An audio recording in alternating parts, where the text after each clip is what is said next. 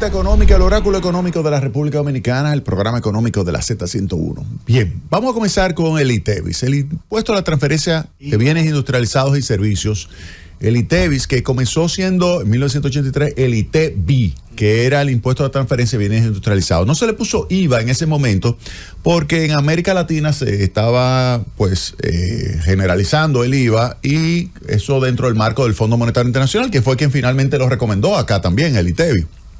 Y Jorge Blanco no quería que se le llamara IVA porque eso tenía como una mala connotación, y por lo tanto se le puso ITEBI. Con el paso de los años se fueron incluyendo ya no solamente bienes industrializados, sino que se fueron incluyendo también servicios, y por eso se le añadió la S, ITEVIS. Y la tasa, que comenzó en 6%, fue subiendo 6, 8, 10, 12, hasta 18%.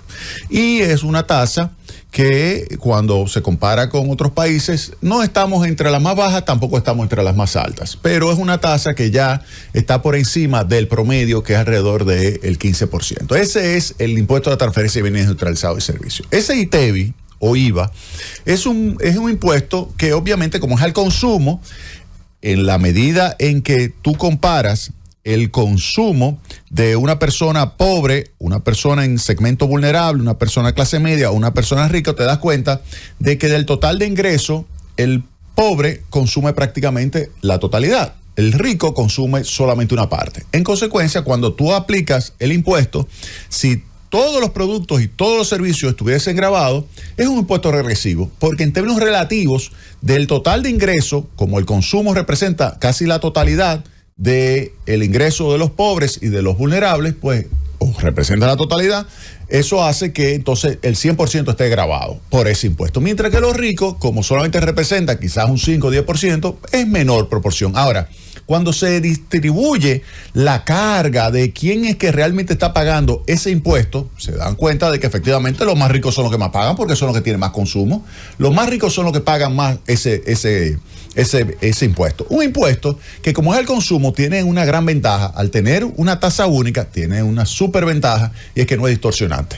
Ahí no cambia precio relativo, ahí no cambia nada. Es simplemente un impuesto al consumo, donde aquel que no quiera pagarlo, lo que tiene que hacer es no consumir. Si tú no consumes, tú no pagas. A diferencia de, por ejemplo, un impuesto a la renta, un impuesto a la producción, un impuesto que ahí, si tú dices, bueno, yo tengo que salir a trabajar obligatoriamente y me cobran, ese es más distorsionante que el impuesto al consumo, porque el consumo es una decisión que tú tomas. Ahora bien, para el reducir, no porque no se elimina, pero para reducir la regresividad, tú tienes varias opciones. Lo tradicional era, bueno, vamos a tomar parte de lo que son los bienes que consumen los más pobres y dejarlo exento.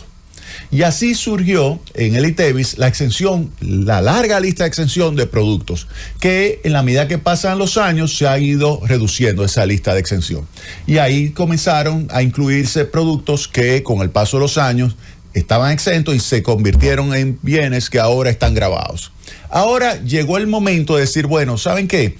Eso de esa lista reduce la regresividad, pero crea unos agujeros que hacen que el ITEVIS pierda eficiencia recaudatoria. Por ejemplo, de cada 100 que se debería estar recaudando por ITEVIS, solamente se recauda la mitad. La mitad, algunos dicen que se recauda el 60%, otros dicen que lo que se recauda es el 55%. Bueno, hay diferentes estimaciones. Vamos a tomar promedio y vamos a decir que la mitad. De cada 100 que se debería estar recaudando de ITEVIS, se recauda la mitad. Es decir, que hay una evasión de 50. ¿Por qué hay una evasión de 50? Porque hay muchos negocios que establecen en su estructura de venta que están como si fuera vendiendo la totalidad, o el 80, o el 90, o el 70% de los bienes exentos, cuando en realidad lo que están vendiendo es el 20%. Entonces, con eso utilizan ese mecanismo para evadir el pago del IVA. ¿Qué han hecho los países? Entonces nos vamos de eso, que era el mecanismo tradicional para tú reducir la regresividad, nos vamos al segundo método. La segunda opción es la siguiente. Vamos a ampliar la base, y obviamente eso implica un aumento de regresividad, porque tú, al ampliar la base, estás haciendo que productos que consumen los más pobres comiencen a pagar impuestos. Entonces, lo que se hace es compensar a los pobres mediante un mecanismo de transferencia directa.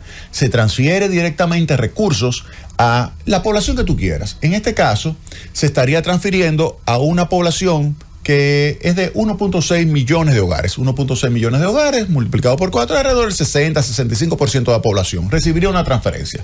Eso es los 3 primeros quintiles, que es el 60%, 20, 20 y 20, esos primeros 3 quintiles recibirían algún tipo de transferencia.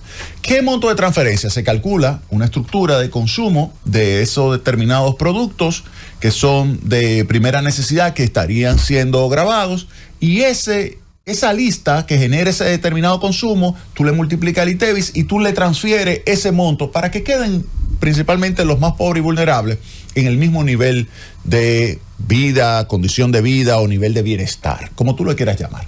Entonces, ese mecanismo es lo que se propone ahora el gobierno. El gobierno dice, miren, vamos a ampliar la base para reducir la evasión. Vamos a ampliar la base, reducimos así la evasión y ¿cómo enfrentamos la regresividad? La regresividad la vamos a enfrentar es tomando que aquellos que están recibiendo, por ejemplo, que están identificados por el SIUBEN, que tienen una tarjeta, que es la tarjeta Supérate o se llama Aliméntate, vamos a tomar esa tarjeta y vamos a transferirle de 1.650 a 2.000 pesos. Eso es alrededor de 21% de incremento. Le vamos a transferir 350 pesos más por concepto de el impuesto que ellos van a estar pagando. Se lo voy a transferir ese monto. Ese monto le va a compensar a esos segmentos que estarían recibiendo la nueva carga impositiva que implica la ampliación de la base del ITEVIS. Pero no se va a ampliar toda la base. Se va a dejar exento el pan, el arroz, el pollo, la leche, el huevo, el plátano, la yuca. Yo hubiese añadido ahí, si ya se va a dejar algo exento, la habichuela, para que esté la bandera dominicana completa sin gravamen. Ahora, también va a estar los insumos de la pecuaria, los combustibles, los medicamentos, los abonos y sus componentes, los insecticidas y demás, otros bienes de capital agropecuario. Fíjense que todos los bienes agropecuarios o vinculados con la producción agropecuaria van a estar exento. Y por el lado de servicios, enseñanza, salud, energía eléctrica, agua potable, recogida de basura, transporte de pasajeros, intermediación financiera y seguros, alquiler de vivienda para uso familiar, planes de pensiones y jubilaciones, todo eso va a estar también exento del ITV. Es decir, que se da un paso de avance, pero todavía queda. Entonces, esa sería la segunda opción. La segunda opción es la que el gobierno dominicano ha estado implementando. Hay una tercera opción que ya va más allá, que implica ya algo que le gusta a Franklin, que es una cartera digital, que implica un paso más allá de lo que es la tarjeta, que implica ya una bancarización directa con esa cartera digital, donde, por ejemplo, una persona va a comprar, ya tú la tienes identificado, tú sabes que esa persona no debería pagar ITEVIS sobre ese producto, y en el momento del comprar ese producto, que esté pasando por la máquina ese producto, identifica inmediatamente con esa tarjeta que esa persona no debería estar pagando el ITEVIS, y se le da, aun cuando lo pague ahí, se le da inmediatamente un crédito a esa cuenta y se le da de esa forma una compensación. Ahora, tú me dirás, ahora, exactamente, más eficiente, más rápida. Esa es la tercera opción. Ahora, obviamente tú me dirás, sí, pero ¿y si yo se la tomo prestado y voy yo a comprar? No, tiene un límite.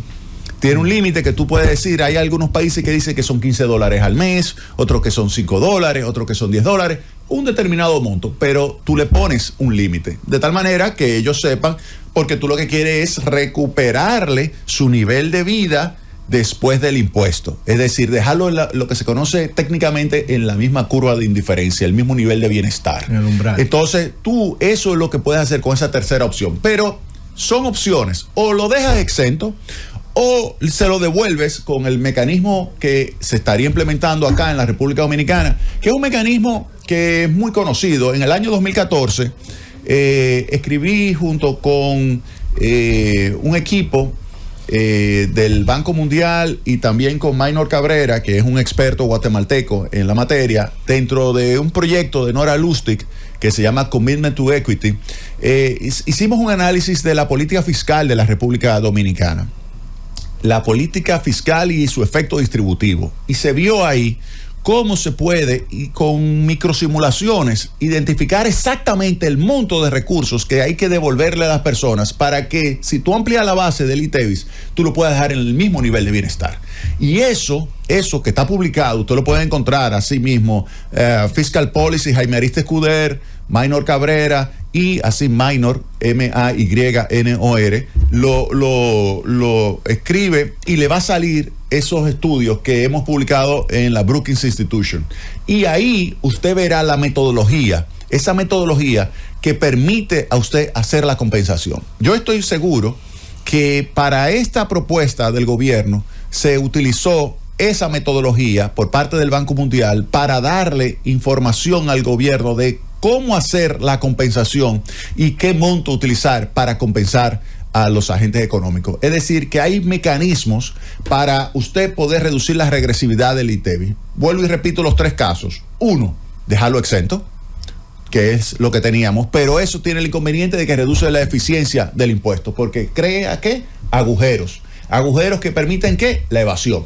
Segunda opción, no, amplió la base, aunque dejo una parte como esto, amplió la base y con una tasa única y logro de esa forma reducir la evasión y compenso a las personas para eliminar el efecto que va a tener sobre la regresividad. Y la tercera opción, muchísimo más sofisticada, que ya tiene que ver con una cartera digital, identificación, que eso ya implica un tremendo reto porque muchas personas compran en colmados, pero se pudiera hacer porque en los colmados usted tiene el Verifone, usted tiene el mecanismo de ir con la tarjeta y se puede perfectamente hacer la programación para eso. Pero es un paso de avance. Cuando vaya a entrar la factura electrónica, que tú muy bien has estado presentando aquí en varias ocasiones, Henry, eso también se va a permitir. Entonces, esas son las 3 opciones.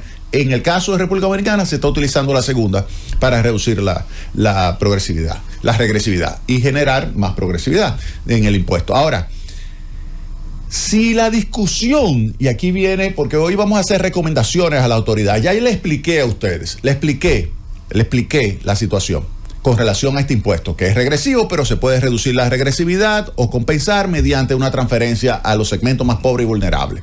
Ahora, si usted me dice, pero Jaime, 18, una sola tasa, sabemos que técnicamente es lo mejor, óigame bien, técnicamente es lo mejor. Usted no va a encontrar un economista sólido que le diga, mira, ponga muchas tasas, porque se sabe que eso crea distorsiones. Pero aquí yo pongo entonces a la economía política.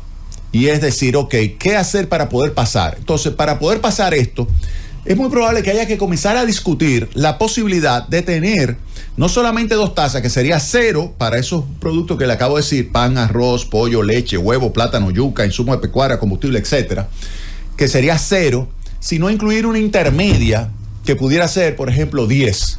En vez de ser 18, ponerle 10 a lo que estaría ahora ya no exento y que estaba exento, eso nuevo estaría grabado con 10 y luego poner 18 al resto. Esa pudiera ser otra opción. Se lo dejo ahí, no es lo ideal desde el punto de vista técnico, porque crea distorsiones, obviamente, porque hay un incentivo de decir, tú sabes que en vez de ser esto, lo que yo estoy facturando, voy a estar facturando esto. Entonces crea distorsiones, pero se lo dejo como elemento de economía política para que de esa forma podría pensarse en que es fácil, sería más fácil lograr la aprobación de esa modificación. Don Henry Medina, ¿se la juega? Cuénteme. No, dígame su opinión con relación al tema del IVA. Con relación al IVA, yo estoy de acuerdo también con las autoridades. No obstante, yo esperaba que iba a ser más amplio lo que es la base del ITEVIS, porque sí sé, porque me ha tocado estar en ese lado de la administración, en el cobro, lo difícil que es para la administración hacer un cobro del ITEVIS cuando hay diferentes bases o cuando hay una parte que te exenta, porque existen empresas que se puede dar el caso que ofrezcan bienes o servicios que estén exentos y grabados ambos y tengan una motivación por reportar más los exentos y no así lo grabado, y de esa manera el Estado deja de recibir. Y la única manera va a ser una manera ineficiente para el Estado que de darse cuenta, y es enviando a un fiscalizador y gastando recursos para verificar si realmente si está vendiendo lo que usted dice. Por ejemplo, un ejemplo de eso pasa, por decirte, una microempresa, porque también pasa a todos los niveles, en las barberías y en los salones.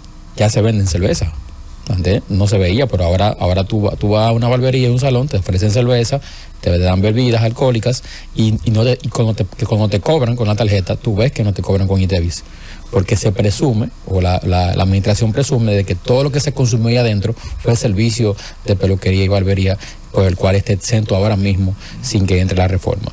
Es decir, que yo esperaba una mayor ampliación de la base del ITEVIS, y con ese método compensatorio que tú hablas, Jaime, que en otras ocasiones tú has comentado, dando soporte a ese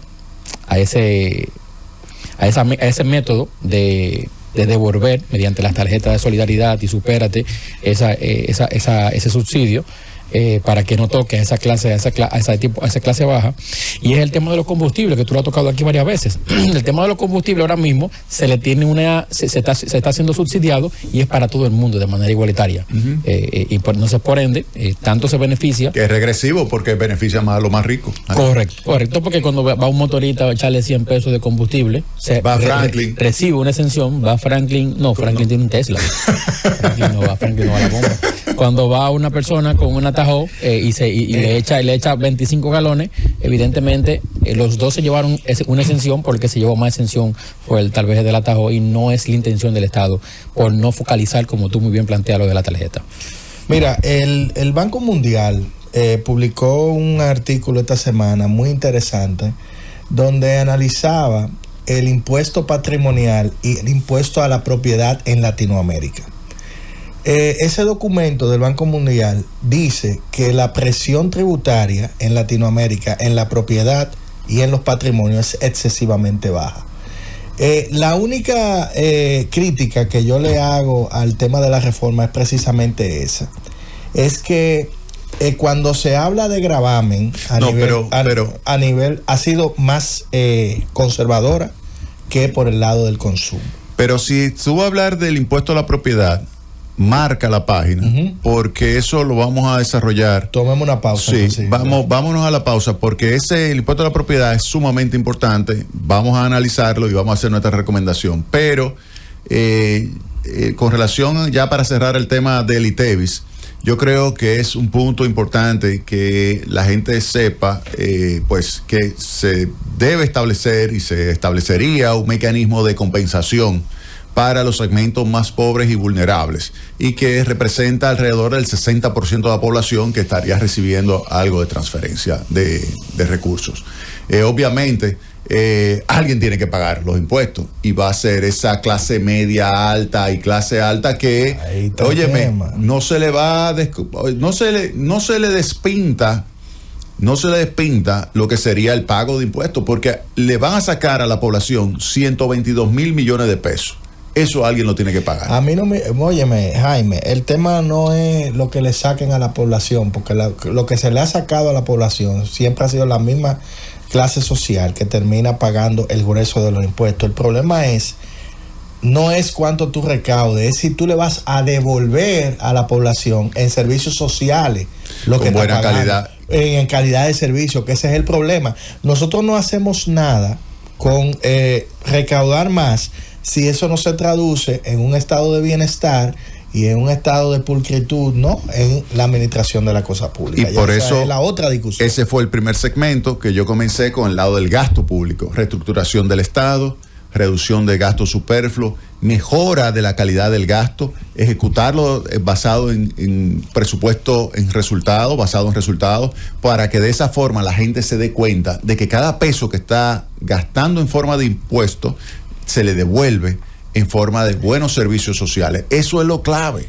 Pero hubo algo muy interesante que tú mencionaste y hablaste, que es el tema de los canales de pago. Y el tema de los canales de por dónde se transa y dónde se mueve el dinero. Tú tienes que saber dónde se está moviendo el dinero para poder grabar esas transacciones que tienen impacto en el consumo. ¿Cuál es el problema que tenemos en República Dominicana? Y yo vengo hablando desde hace muchísimas semanas de eso, que existen canales actualmente donde el movimiento de efectivo escapa de todo control de las autoridades. Yo te ponía el ejemplo del tema de Uber, por ejemplo, que está registrada en otro país, y cuando tú haces el consumo, hace como que si tú lo hubieras consumido en Ámsterdam, por ejemplo. Te puse el ejemplo de servicios digitales que se compran por internet, gente que trabaja desde otro tipo de lugar, gente que tiene móvil. Entonces tú tienes que crear para poder que no volvamos a una evasión del 50%, como tú bien mencionabas. Tú tienes que saber cómo tú vas a controlar los canales de pago y las compras que se hacen, sobre todo por internet. Claro, eso por es fundamental. Internet. Óyeme. O sea, que gústele a quien le guste, hay que poner un control sobre ese tipo de transacciones, porque ya la economía cambió y nosotros somos ciudadanos del mundo y tú puedes hacer cualquier tipo de cosa por ahí. Llévatelo, Francis.